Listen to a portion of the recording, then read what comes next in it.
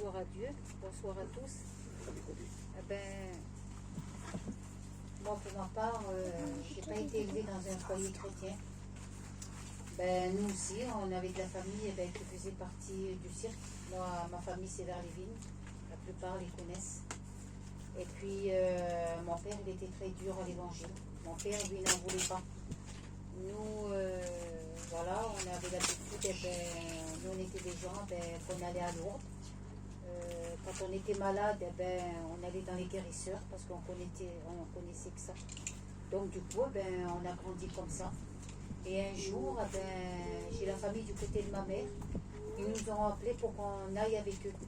Donc, du coup, ça faisait des années qu'ils demandaient à mon père. Et un jour, mon père s'est décidé d'aller avec eux. Mais ce qu'on ne savait pas, nous, c'est qu'eux, ils avaient rencontré Dieu. Mais nous, on ne savait pas ça, on ne connaissait rien du tout. Voilà, du coup, on est parti avec eux. Et puis, mon père, il a dit, on va peut-être un mois avec ta soeur. Ça fait des années.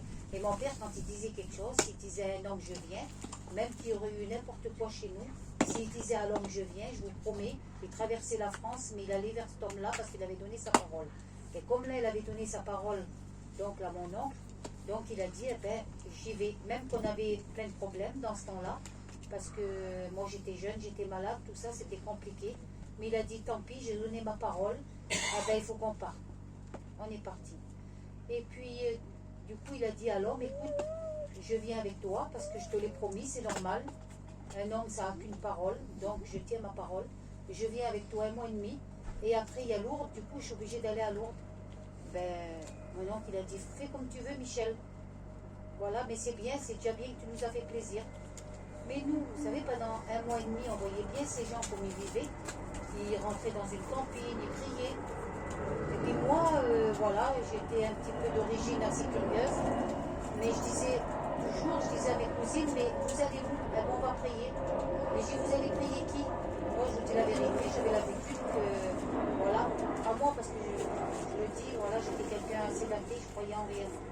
Ma mère, quand elle me tapait, même pour aller dans les guérisseurs, j'y allais parce que je prenais des coups. Mais en réalité, je croyais à rien, j'étais vraiment quelqu'un d'athée. Mais là, j'étais intriguée parce qu'ils rentraient dans cette campine pour prier. Mais je disais, c'est qui doit prier?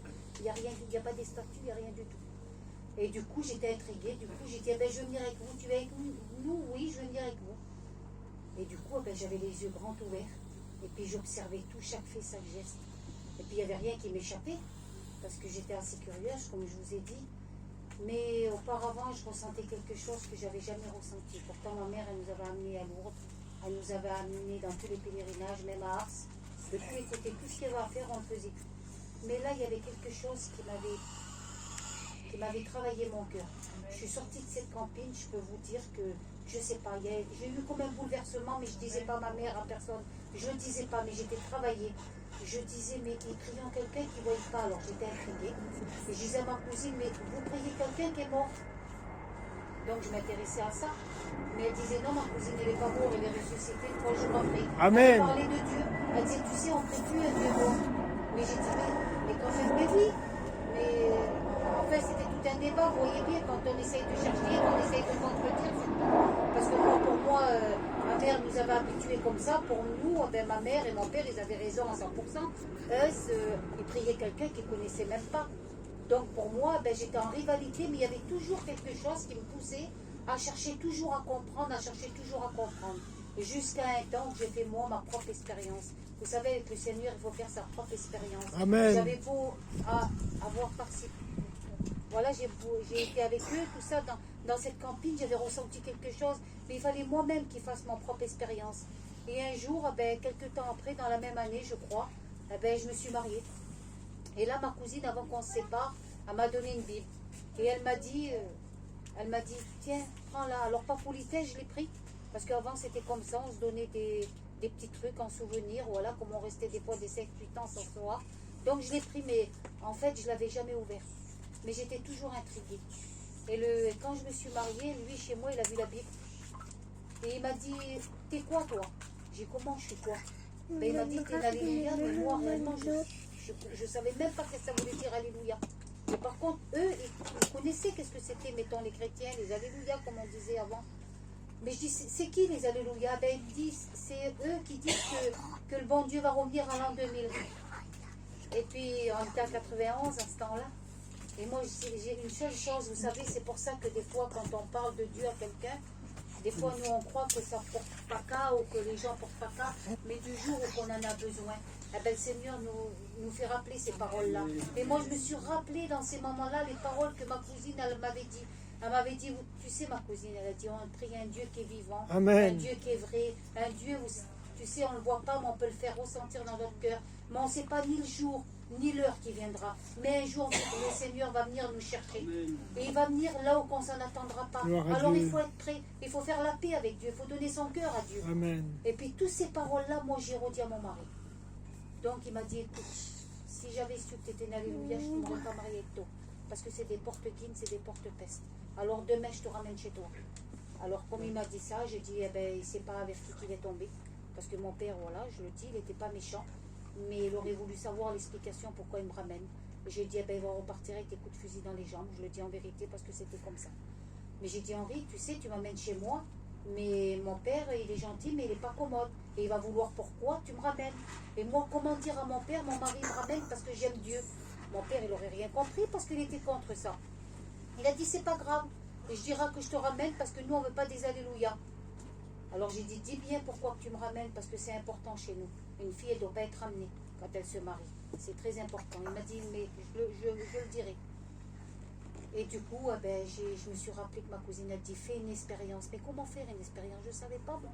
Vous savez, je vous raconte tout ça, mon témoignage, il est un petit peu long, mais c'est pour vous expliquer, il est bon de se rappeler de où que Dieu nous a sortis. Amen. Et où qu'on en est aujourd'hui. Vous savez, ça fait 35 ans que je connais le Seigneur. Il ne m'a jamais abandonné.